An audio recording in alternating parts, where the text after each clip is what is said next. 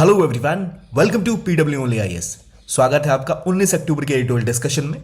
आज सुमित सर की जगह मैं आपके साथ ये डिस्कशन करूंगा। आज जो इंपॉर्टेंट आर्टिकल हम पढ़ने वाले हैं पहले उसको जानते हैं। एक आर्टिकल हम देखेंगे हिंदू का जो बात करता है प्रोजेक्ट मौसम के बारे में, फ्लडिंग के बारे में, और कैसे जो फोरकास्टिंग है, कितनी रेनफॉल होने वाली है, उसका क्या प्रभाव हमारे जीवन पर पड़ता है और क्यों बहुत इंपॉर्टेंट है, और इंडिया क्या कर रहा है प्रोजेक्ट मौसम के अंतर्गत, जो आपके डिजास्टर मैनेजमेंट के टॉपिक के लिए बहुत इंपॉर्टेंट है। पेपर 3 में भी आप इसको पढ़ सकते हो। जबकि आगे बात करें तो एक आर्टिकल इंडियन एक्सप्रेस का हम देखेंगे जो बात करता है स्टार्टअप इकोसिस्टम के बारे में, कैसे इंडिया मिडिल इनकम कंट्रीज में टॉप पर आया है, सबसे बेहतरीन तरीके से स्टार्टअप डेवलप करने वालों में। Even in world over India ने ग्रोथ की है 40 से भी ज़्यादा नंबर्स की। उसके पीछे क्या फैक्टर्स हैं, कौन सी इनिशिएटिव्स हैं। देन एमएसपी जो बढ़ाई गई है हाल में सरकार के द्वारा, क्यों वो बढ़ोतरी उतनी अच्छी नहीं है इकोनॉमी के लिए, और ग्लोबली भी क्या प्राइसेस चल रहे हैं वीट के या राइस के, और क्यों हमारी इकोनॉमी को और एग्रीकल्चर सेक्टर को इससे नुकसान हो सकता है। एक आर्टिकल है सैटेलाइट लॉन्चेस के बारे में, जैसे स्टारलिंक जो एक पूरे अर्थ के आसपास सैटेलाइट लगाकर इंटरनेट सप्लाई करती है, क्यों वो इंडिया में जब उसका स्पेक्ट्रम एलोकेट होगा तो विवाद है, क्या तरीके हो सकते हैं, उसको जानेंगे। तो चलिए शुरू करते हैं डिस्कशन सबसे पहले आर्टिकल के साथ जो बात करता है इंडिया के टेक्नोलॉजिकल रिनाइसेंस के बारे में, कि कैसे इंडिया ने इनोवेशन और स्टार्टअप के ऊपर फोकस किया है। अब देखिए, भारत दुनिया में is one of the most important countries in terms of innovation and technology entrepreneurship. लेकिन इंडिया का अगर आप देखें तो ग्लोबली कंपटीशन किसके साथ है? इंडिया का कंपटीशन इस मामले में पाकिस्तान के साथ नहीं है, ठीक है। इंडिया का कंपटीशन डेनमार्क के साथ है, नॉर्वे के साथ है, इवन चाइना के साथ है, या फिर इजराइल के साथ है। दुनिया में सबसे ज़्यादा आप देखोगे जो बेहतरीन सिटीज़ हैं जहाँ पर स्टार्टअप कल्चर इनोवेशन डेवलप होता है, उनमें आपको स्टॉकहोम देखने को मिलेगा, ठीक है, आपको तल अवीव देखने को मिलेगी सिटी। तो ये वजह है कि ये देश, और सैन फ्रांसिस्को की बात आप कर लो, ये शहर इतने आगे क्यों है? क्योंकि कहा यह जाता है कि यहाँ पर रिस्क टेकिंग एबिलिटीज़ के ऊपर फोकस किया जाता है जो इंडिया में नहीं किया जाता। यहाँ पर वो सुविधाएं दी जाती हैं जिसके चक्कर में चीज़ें डेवलप करती हैं। अब मान लो कि सैन फ्रांसिस्को की बात करें या बे एरिया की बात करें, वहीं पे सारे स्टार्टअप क्यों डेवलप होते हैं? क्योंकि वहाँ पर ऐसा इंफ्रास्ट्रक्चर है, ऐसा वाइटल इकोसिस्टम है, और इसी की वजह से वहाँ पर ग्रोथ होती है। फॉर एग्जांपल, जहाँ एप्पल है वहीं पर बाकी कंपनीज क्यों ग्रो करती हैं, या एप्पल वहीं पर क्यों बनी? क्योंकि वहाँ इंक्यूबेशन सेंटर्स है, क्योंकि वहाँ पर मार्केट है, क्योंकि वहाँ पर डिमांड है, और क्योंकि वहाँ पर एक इकोसिस्टम है। इसीलिए किसी भी इनोवेटिव टेक्नोलॉजी को या किसी भी इनोवेशन और बिजनेस को ग्रो करने के लिए एक एनवायरनमेंट चाहिए होता है। और भारत ने कैसे इसको शुरू किया और क्या उसमें अचीव किया, वो पहले हमें पता होना चाहिए कि भारत में टेक्नोलॉजी के ऊपर 1990s के बाद से फोकस होना स्टार्ट हुआ। आज इंडिया इनोवेशन में दुनिया के सबसे पिछड़े राज्यों में से निकल के टॉप में पहुंच रहा है। हमारे देश में आज इतनी ग्रोथ है कि हम 2023 में हमारे लगभग 68,000 स्टार्टअप्स थे, जिसके बारे में कहा जा रहा है कि जो अब 1,80,000 स्टार्टअप 2030 तक हम बना पाएंगे। तो 1,80,000 startup by 2023। From where? From just a number of 68,000। तो 68 से लेके आप इतनी बड़ी ग्रोथ देख रहे हो, ये आपकी होगी 30 सालों के अंतर्गत, ठीक है।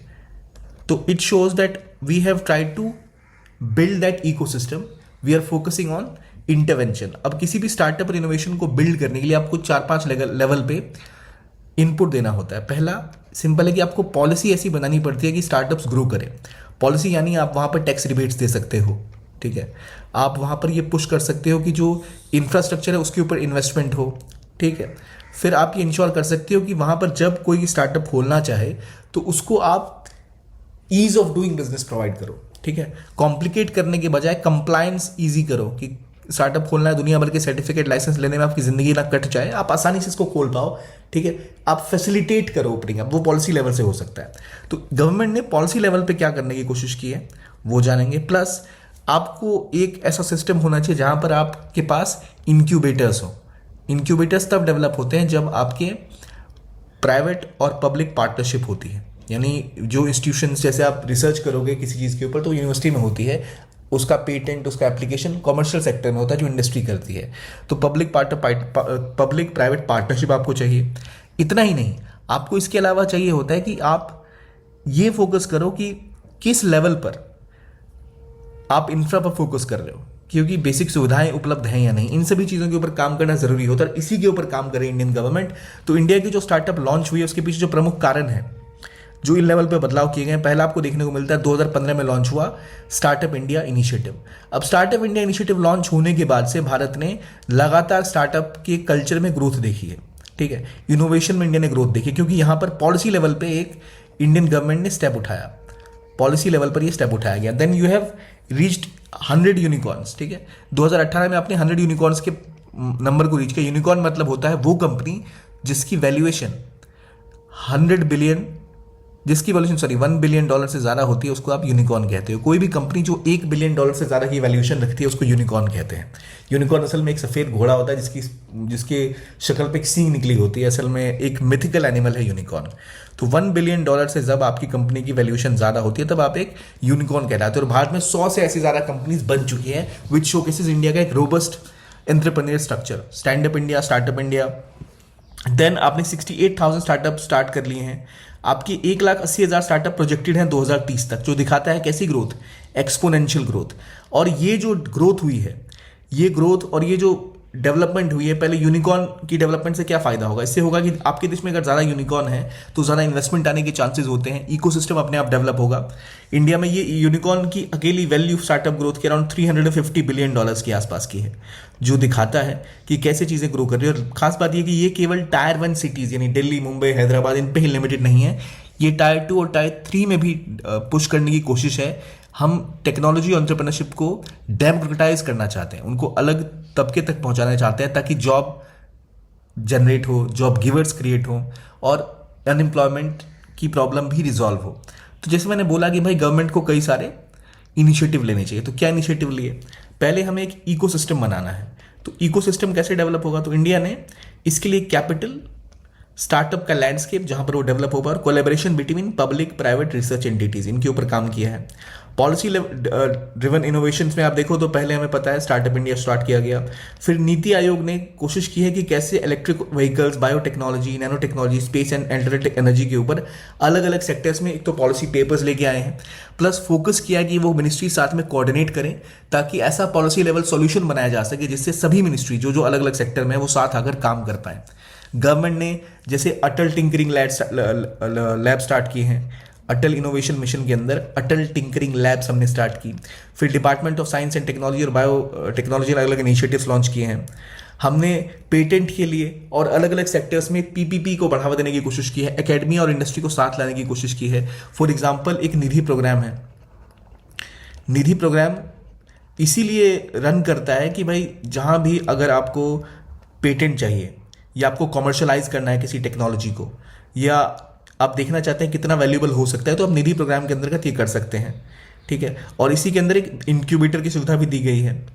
इंक्यूबेटर असल में क्या होता है कि मान लो एक ऐसी जगह है जहाँ पर सभी लोग आकर काम कर सकते हैं, चेक कर सकते हैं कि जहाँ पर आपको बेसिक टेक सुविधाएं मिल जाती है। मान लो आप कभी किसी गांव में झारखंड में बैठे हो तो वहाँ इंटरनेट नहीं मिलेगा, वहाँ आपको वो फैसिलिटीज़ नहीं मिलेंगी। तो इंक्यूबेशन सेंटर एक ऐसा सेंटर होता है जहाँ सभी बेसिक सुविधाएं उपलब्ध होती हैं, आप आकर वहाँ पर काम कर सकते हो। एक पार्क की तरह हो गया जहाँ पर सारी चीज़ें हैं आपके खेलने के लिए, लेकिन आप खेल नहीं रहे हो, बिजनेस की तैयारी कर रहे हो, कुछ डेवलप कर रहे हो। फिर आप उसको मार्केट में लेके जा सकते हो, उसकी टेस्टिंग कर सकते हो। तो इससे ग्रास रूट लेवल तक ये चीज़ें जा सकती हैं अगर हम इंक्यूबेशन सेंटर्स हर छोटी से छोटी जगह पर खोलें, और यही सरकार की कोशिश है। उसके तहत एक इंपॉर्टेंट चीज़ थी अटल इनोवेशन मिशन। इसमें क्या किया इंडिया ने अटल टिंकरिंग लैब्स बनाई थी। 5,000 के आसपास लैब्स बनाई गई लगभग 650 डिस्ट्रिक्ट्स में, जिसमें 2 मिलियन से ज़्यादा स्टूडेंट्स इन्वॉल्व हुए। तो इसमें होता क्या है कि स्टूडेंट्स के पास कभी टूल्स ही नहीं होते। किसी को साइंस में इंटरेस्ट है या किसी टेक्नोलॉजी में इंटरेस्ट है, पर उस व्यक्ति ने कभी वो चीज़ देखी ही नहीं है। एक टाइम था इंडिया में कंप्यूटर चलाने के लिए लोग जूते बाहर उतर के जाते थे क्लासरूम में, जो कंप्यूटर की क्लासेस हुआ करती थी।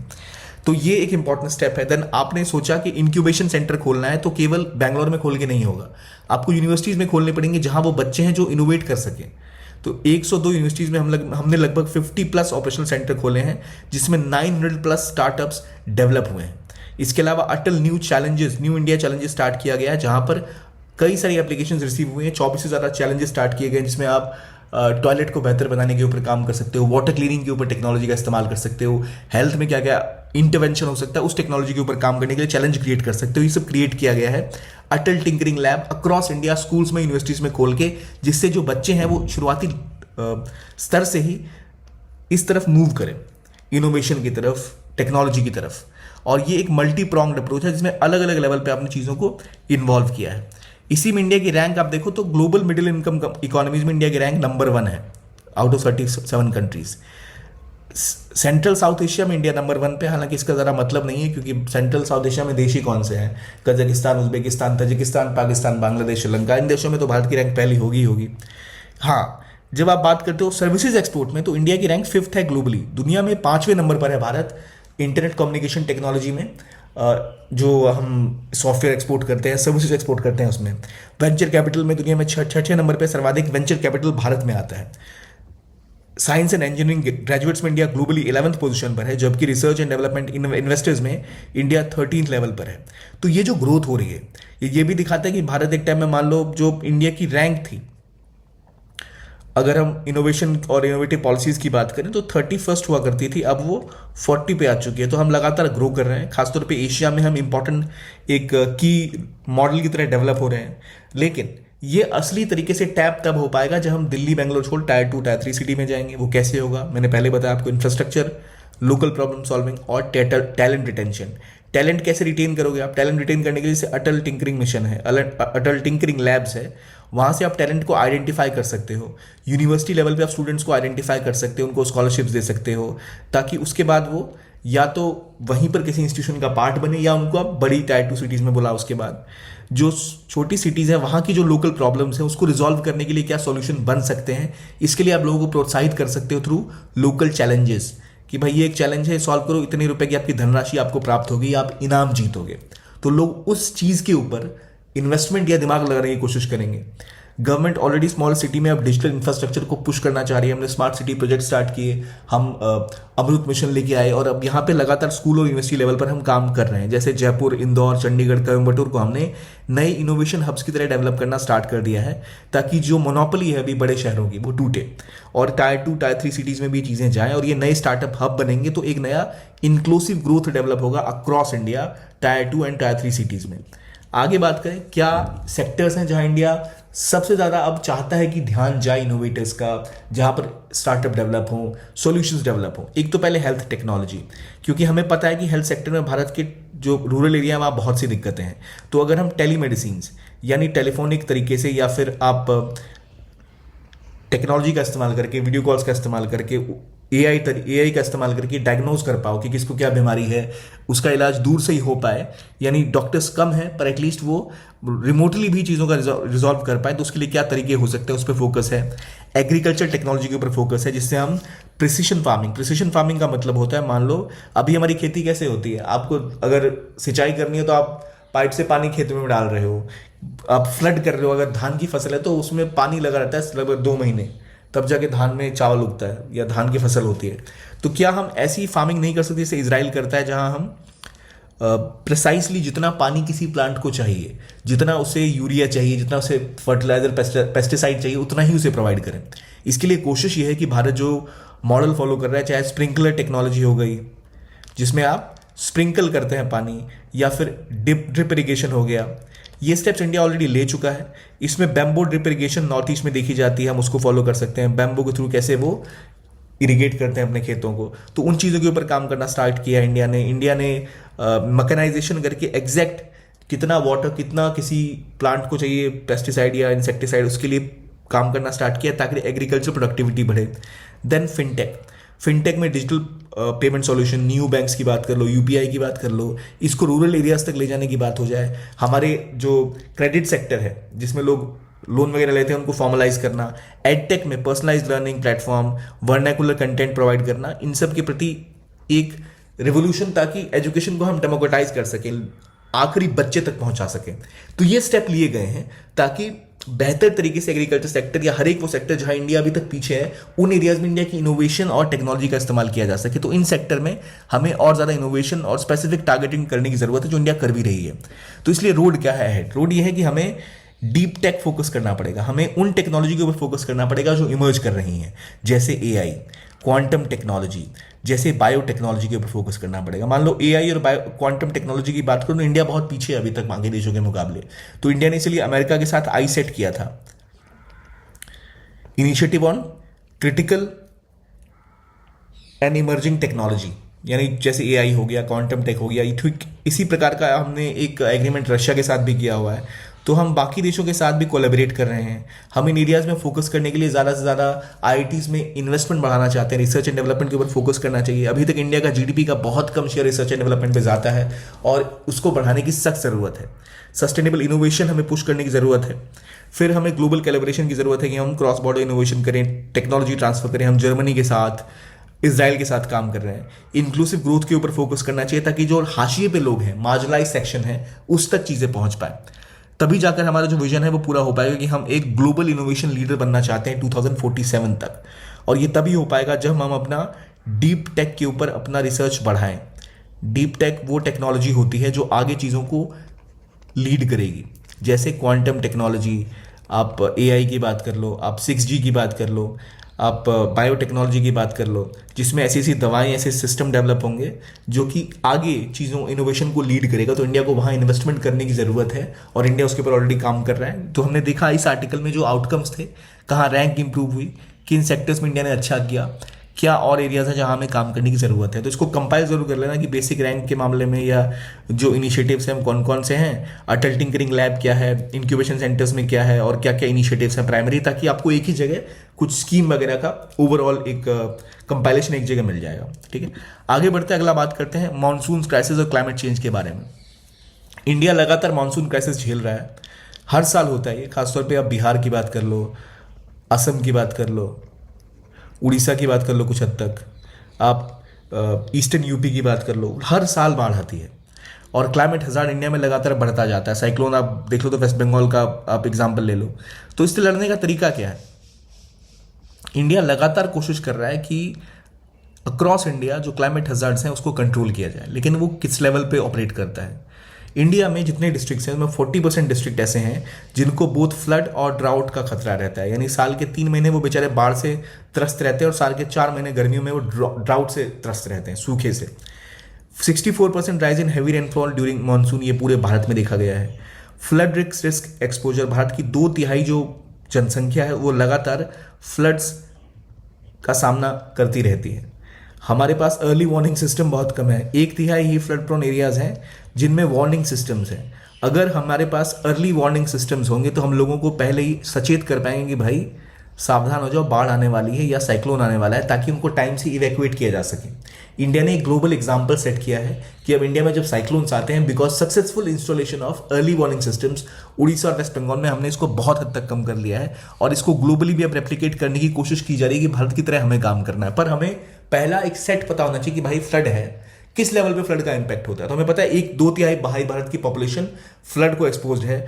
आपके 40% डिस्ट्रिक्ट्स पे फ्लड और ड्राउट दोनों आता है। यानी ये क्या दिखाता है? ये दिखाता है कि आपके पास वाटर मैनेजमेंट की सुविधाएं नहीं है, यानी आपके पास वो इंटरवेंशन नहीं है कि आप पानी स्टोर कर पाओ। अगर आप स्टोर कर पाओगे तो भाई एक ही जगह बाढ़ और सूखा कैसे आ सकता है? या तो बाढ़ आ जाए या सूखा आ जाए। तो वो दिखाता है हमारी दिक्कतें। और प्लस हम ये भी देख रहे हैं क्लाइमेट चेंज की वजह से कैसे रेनफॉल अब बढ़ती ही जा रही है। तो क्या किया जा सकता है वेदर फोरकास्टिंग को बेहतर करने के लिए? हमने लॉन्च किया मिशन मौसम, ताकि हम मौसम की एक कंप्लीट तरीके के तहत काम कर सकें। हम अर्ली वार्निंग सिस्टम्स डेवलप कर सकें कि हम पहले बता सकें भाई इतनी बाढ़ आने वाली है, यहाँ इतना बारिश हो सकता है। इसके लिए अप्रूवल सितंबर में मिल चुका है। 2000 करोड़ रुपए का बजट अप्रूव हुआ है प्रोजेक्ट मौसम के लिए। इसमें कोशिश क्या है? इसमें कोशिश ये है कि हम ऑब्जर्वेशनल नेटवर्क को डेवलप करेंगे, फोरकास्टिंग मॉडल्स लेके आएंगे एआई और टेक्नोलॉजी के थ्रू, ताकि हम अपने चेंज होते वेदर के हिसाब से जिन चीज़ों को जहां अनाउंस करना है वहां अनाउंस कर पाए कि वेदर मॉडिफिकेशन टेक्निक्स क्या हो सकती है, वो भी लेके आएंगे, ताकि अगर हमें लड़ना पड़ा वेदर से हम लड़ पाए। इम्प्लीमेंटेशन के लिए IMD, NCMRW, IIT मद्रास को इस मिशन को लीड करना है। इसमें हम मशीन लर्निंग का इस्तेमाल करेंगे फोरकास्टिंग मॉडल के लिए। देखो बात यह है कि यहाँ पर हम सैटेलाइट के थ्रू देखते हैं कि भाई क्या मौसम बदल रहा है। आपको एक डेटा मिल गया कि चलो अभी ऐसे सिस्टम चल रहे हैं, ऐसा वेदर बदल रहा है, लेकिन आपके पास डेटा ड्रिवन अप्रोच होनी चाहिए, आपके पास AI और मशीन लर्निंग होनी चाहिए, ताकि आप ये बता पाओ कि ऐसा आखिरी बार कब हुआ था, इसका मतलब क्या होने की संभावना है। तभी जाकर आप अर्ली लेवल पर वार्न कर पाओगे ये चीज़ें होने की संभावना है, तो आप तैयार रहिए। तो उसी के लिए काम करने के लिए मिशन मौसम स्टार्ट हो चुका है। ऑलरेडी भारत में समस्या क्या है ना, कि जो आप कवर करते हो किसी रीजन की क्या वेदर कैसा है, तो उसको आपको रडार के अंदर कवर करना पड़ता है। इंडिया में प्रेजेंट में 39 डॉपलर वेदर रडार्स हैं पूरे इंडिया में, लेकिन वेस्ट कोस्ट के ऊपर केवल 5 हैं। ठीक है, अगर आप बात करो तो ईस्टर्न कोस्ट के ऊपर ज़्यादा रडार्स हैं, क्योंकि आपको यहाँ पर उड़ीसा है, वेस्ट बंगाल है, जहां आपको ज़्यादा पता है कि भाई बाढ़ आने की संभावना ज़्यादा रहती है।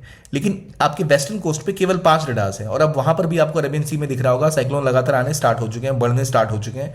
तो इसलिए हमें वहां पर एक पैरिटी लाने की ज़रूरत है। प्लस क्योंकि वेस्ट कोस्ट में रडार कम है, तो अहमदाबाद, बेंगलुरु, इन एरियाज में फ्लड के रिस्क बहुत ज़्यादा बढ़ जाते हैं। और हाल में अहमदाबाद में फिर बाढ़ आई थी। मिशन प्रायोरिटी हमें करनी पड़ेगी, हम रडार्स और हाई रिस्क एरिया में जहां जहां वेस्टर्न कोस्ट पे भी समस्याएं हैं वहां पर हम रडार्स को इंस्टॉल करें, ताकि हम वेदर पैटर्न को समझ पाएं, उसको यूज कर पाएं, ताकि पता लगे भाई क्या वेदर कहाँ बदल रहा है, क्या दिक्कतें आ रही हैं। हमें open access to weather data करना पड़ेगा कि भाई भारत की टेक्नोलॉजी के थ्रू, इसरो के पास या कहीं से भी हमारे पास अगर वेदर का डेटा है उसको आप ओपन एक्सेस कर दो। कोई भी व्यक्ति उस डेटा को यूज करके अपने एआई मॉडल में या फिर अपनी कोई ऐसी टेक्नोलॉजी डेवलप करके आप बता सकते हैं कि भारत में क्या आगे हो सकता है। और अगर कोई अच्छी टेक्नोलॉजी डेवलप कर पाया तो उसको हम भी यूज कर सकते हैं। Already US, UK, France, EU open access देते हैं वेदर डेटा का। इसके पीछे ह्यूमैनिटेरियन कारण भी है कि भाई बाढ़ से लोग बचेंगे, नुकसान नहीं होगा लोगों को। इसमें ट्रेंड एनालिसिस बेटर होती है, ज़्यादा आपके पास वार्निंग टूल्स डेवलप होने की संभावना होती है। लोकल वार्निंग टूल इससे डेवलप हो सकते हैं। मान लो आप बैठे हैं, आप इसके ऊपर रिसर्च कर रहे हैं, आपको लगा अच्छा चलो भाई डेटा है, यूज करके देखते हैं अपना मॉडल लगा के कि यह मॉडल ज़्यादा बेहतर प्रिडिक्ट कर सकता है या नहीं।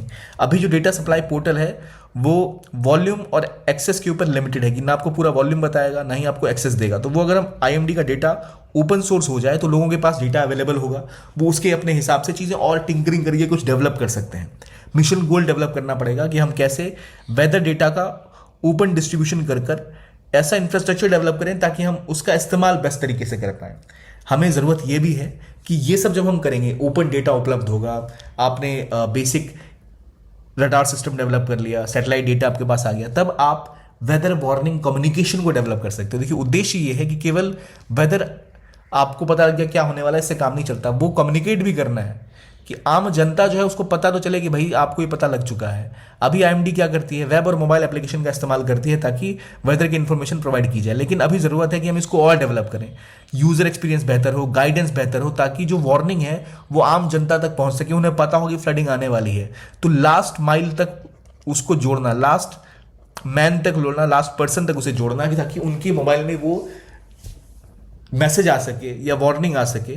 उसके लिए ऐप से आगे जाने की ज़रूरत है। हम ऑलरेडी वार्निंग मैसेजेस के ऊपर काम कर रहे हैं। कभी कभी आप देखते हो कि आपके फ़ोन पर आता है, वाइब्रेट करता है, तो एक मैसेज गवर्नमेंट की तरफ से आया होता है।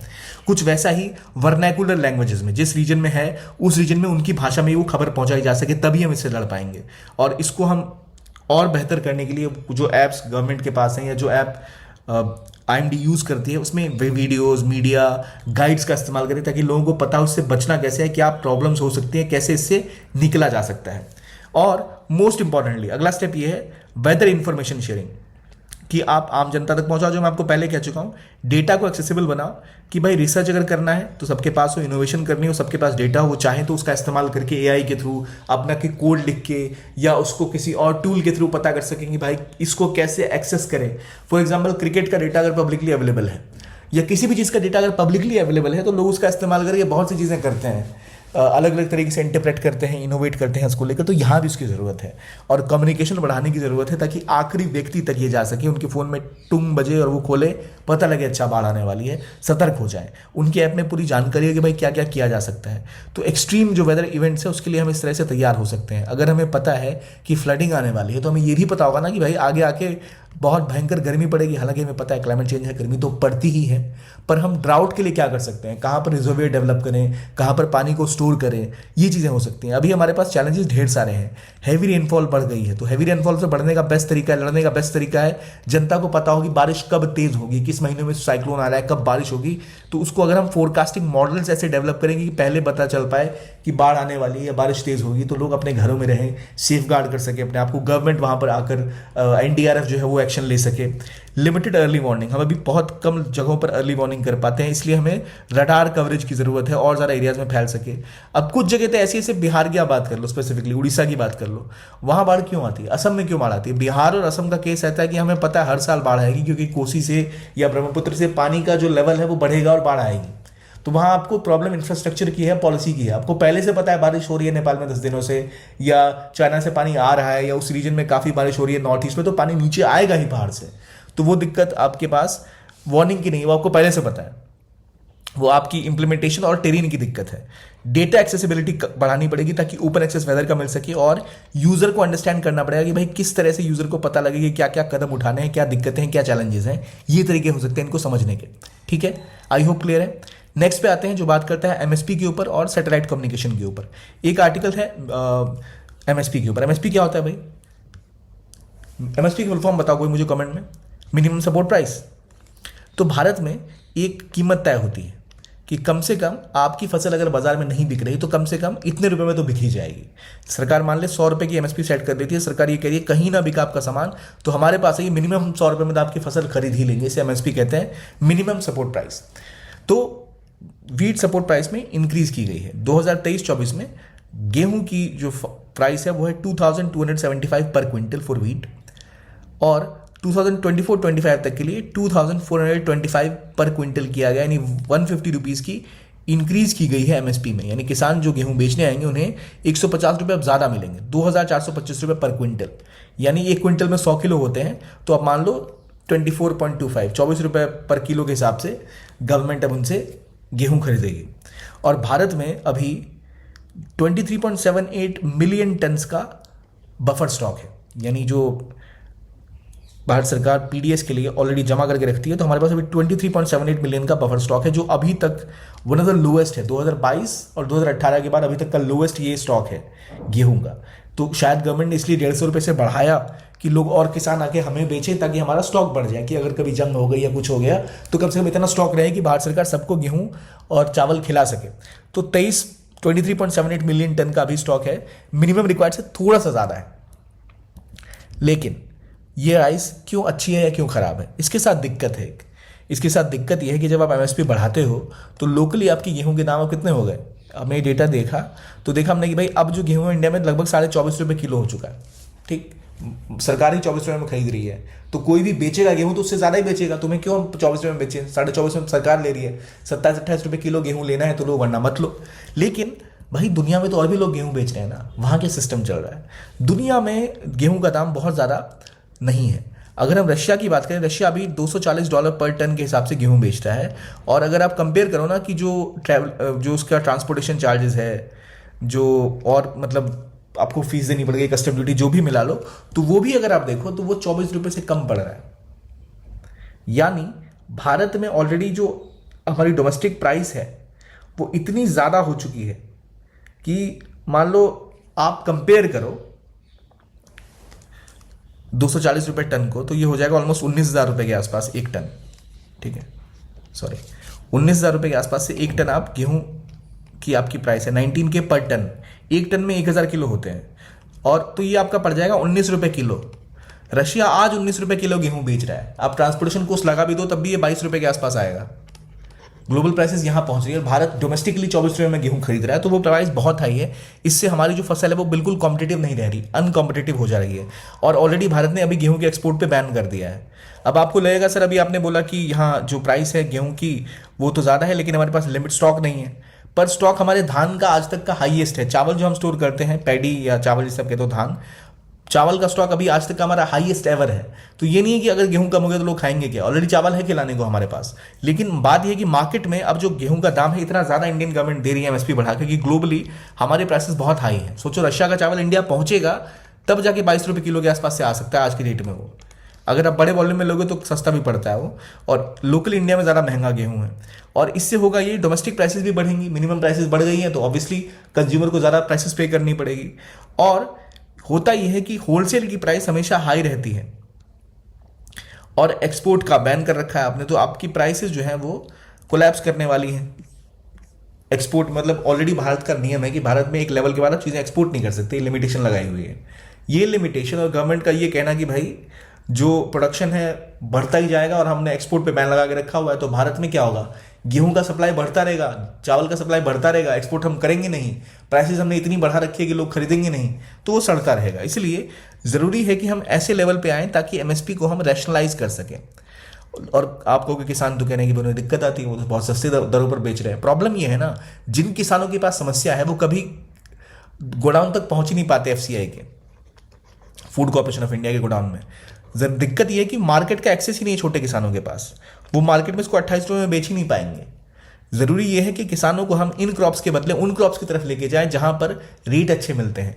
जैसे मैंने पिछले हफ्ते एक आर्टिकल डिस्कस किया था जहां हमने बात की थी हॉर्टिकल्चर के ऊपर कि कैसे हॉर्टिकल्चर और आपके बाकी जो क्रॉप्स है, पल्सेस की बात कर लो आप, या आप बात कर लो पोल्ट्री फार्मिंग की, या इससे जुड़े हुए जो एग्रीकल्चर सिस्टम है वहाँ बहुत बेहतर ग्रोथ रेट देखी गई है। प्राइसेस डबल हो चुकी हैं वहाँ, जबकि गेहूं वगैरह में कोई प्राइस डबल नहीं हुआ अभी तक, और होने की संभावना भी नहीं है, क्योंकि ग्लोबली बाकी देश इतना ज़्यादा ये प्रोड्यूस करते हैं। यूक्रेन, रशिया में तो वॉर है, वरना प्राइसेस और कम होती।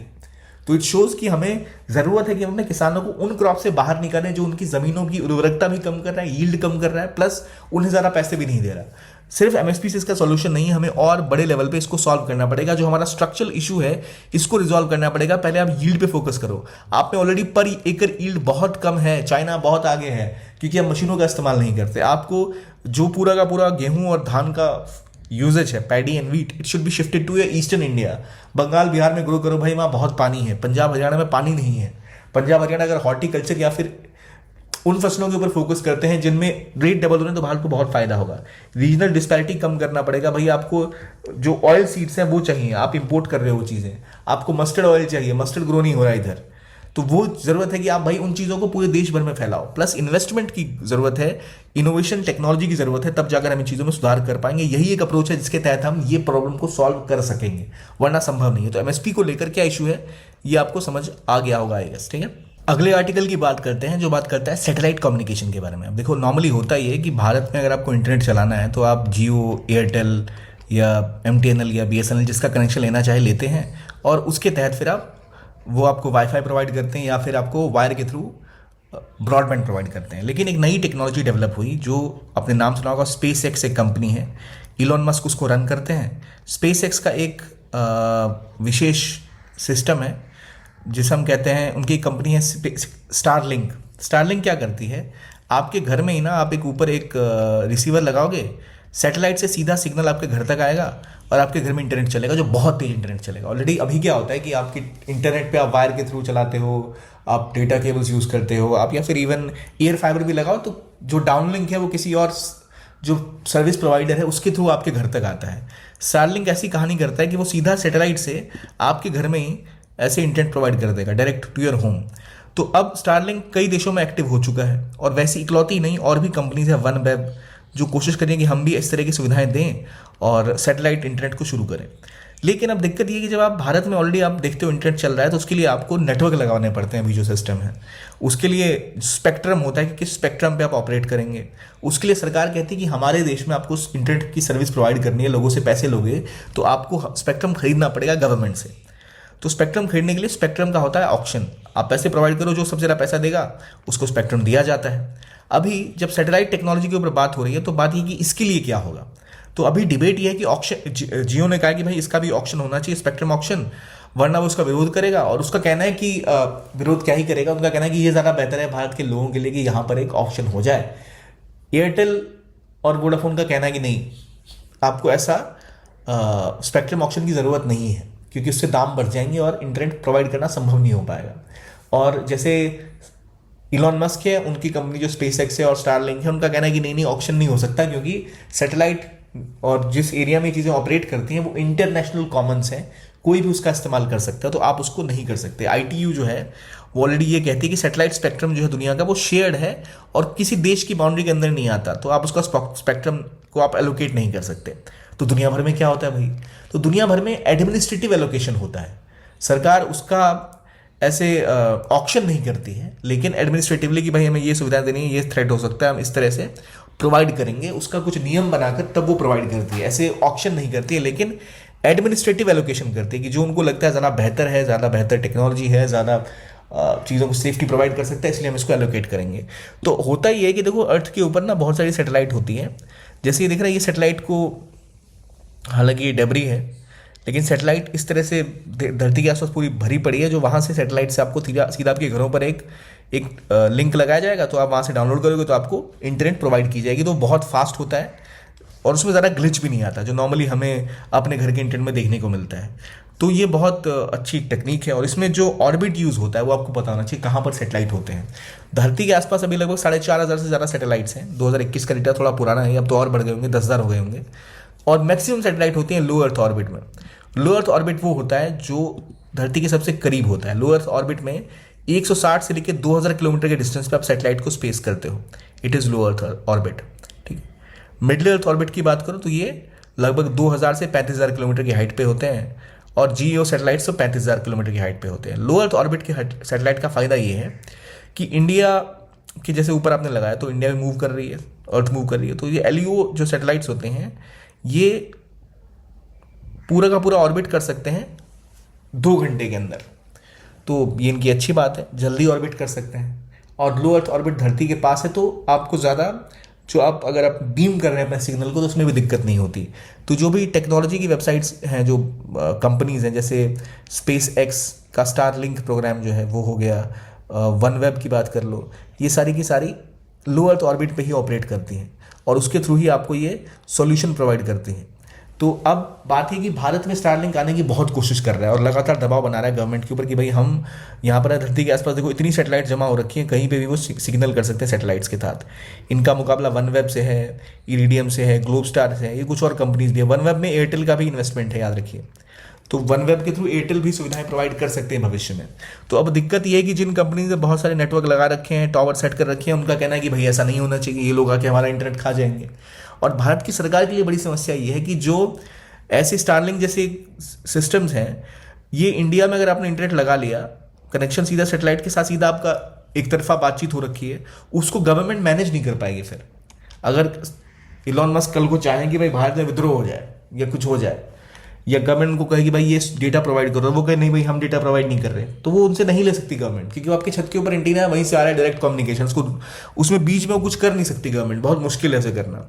तो इसलिए इसमें सुधार करने की जरूरत है। ऑलरेडी हमारा टेलीकम्युनिकेशन एक्ट 2023 का है, बात करता है एडमिनिस्ट्रेटिव एलोकेशन की बात कर रहा है। एक कंसल्टेशन पेपर ऑलरेडी ट्राई ने निकाला है कि भाई कैसे इसको रोल आउट करें, क्या चार्जेस होने चाहिए, क्या कंसल्टेशन, इसके ऊपर आपके लोगों के क्या विचार है, इसको ध्यान में रखते हुए ऑलरेडी स्टार्ट किया है। इसमें क्या चार्जेस होने चाहिए, एजीआर बेस्ड चार्जेस होंगे या पहले अपफ्रंट फीस ली जाए या धीरे धीरे फीस ली जाए, इसको लेकर विवाद है। और प्लस बातें ये भी हैं कि ऑलरेडी 2030 तक ये मार्केट $1.9 बिलियन का हो जाएगा।